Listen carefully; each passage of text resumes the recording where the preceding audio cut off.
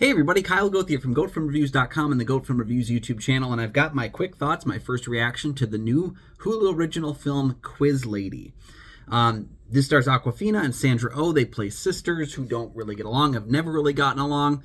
All of a sudden, they need to raise a ton of money to rescue their pet that has been kidnapped from them due to their mom's gambling habits. So, Awkwafina's character grew up watching quiz shows, especially this one particular show hosted by Will Ferrell's character.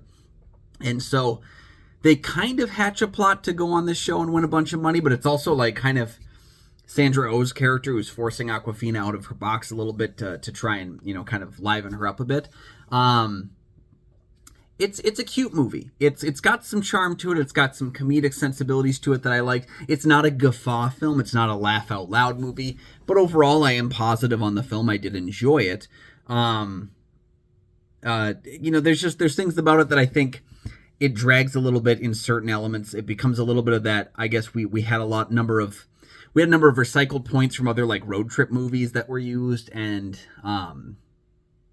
it kind of felt a little Hangover light in some ways, where like it had the road trip elements, the buddy kind of journey elements that they had throughout that film, but everything was kind of done down a little bit.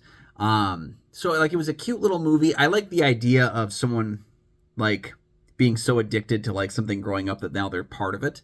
The quiz lady perspective that she has is that she's really good at doing these like game shows. And I'm also one of those people, like I really enjoy watching things like Jeopardy, Wheel of Fortune, Family Feud, like all those kinds of game shows from when I was a kid, and even older game shows too. I just like the idea of like quizzing and that kind of stuff. I'm a big fan of it. I was a huge fan of like the movie Trivia Schmodown when it was on YouTube. So like I get the love for that and the addiction to share something, and I like flexing my mind. So like this kind of ticks all the boxes for me. I think Awkwafina is good in the movie. I think Sandra Oh, it's nice to see her getting to do something that's not what she's been forced to do with her career a lot, because I feel like Sandra Oh's got a wide berth. She can do comedy, she can do horror, she can do drama, she can do action. Like she can do a lot of these different things, just never really given the opportunity to. So it was nice to see her getting that chance. It was nice to see Jason Schwartzman in another kind of, I like that he kind of can play these nebulous, they're not really awful people, but they're kind of dirtbags, and they could use a little bit of putting in their place. He's a likable guy who can also play unlikable, which is, it's fun for me to see that happen. I also, I liked Will Ferrell in the movie. I know he doesn't have a large role, and that's another thing I appreciate, is that he's using, now in his career, he's at this point where he can lead some of these bigger films, but he can also lift up some people who maybe could use the boost, and I think there's some good stuff behind, direction and screenplay that I think could use the boost. So it was nice to see him kind of doing that, and I like seeing him pop up in these movies and not necessarily being the lead.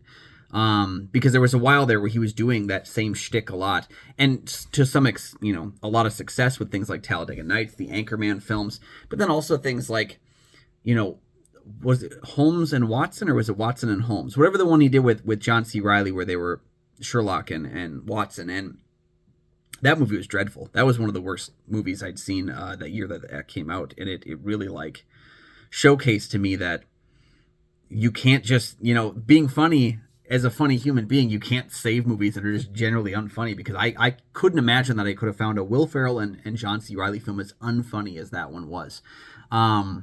So it's nice to see him kind of taking some risks in terms of playing some smaller characters and kind of help elevating other people. He did the same thing in Barbie this year. He was also in what was the other recent the Lego movie, where he's kind of like, he's kind of like in the background a little bit, kind of lifting people up with his performance and having a little bit of fun, and you can see that through the film. So it's not a great movie. It's not a movie that I'm going to be revisiting, but Quiz Lady, for what it was, I had a little bit more positive to say than negative about it. And so that, it's definitely worth checking out on Hulu. If this thing had been playing in theaters, I don't know that I would have spent my money to see it, but I enjoyed myself to an extent. I just wish that it had gotten a little bit more, that it hadn't hit all those numbered beats that these kinds of films tend to hit. Because when it shined, like having her next door neighbor, who is Awkwafina's character is next door neighbor, who's kind of just not a happy person. But she's also got this like online love affair with an actor, and like that was kind of funny stuff. It was kind of, again, like where the film kind of branched out from its simplicity narrative to embrace something a little wackier. There was the was it a Ben Franklin impersonator at one of the hotels that they stayed at? He was really funny. I think that was Tony Hale, actually. So there was some things about it that were funny when it branched out from its traditional narrative.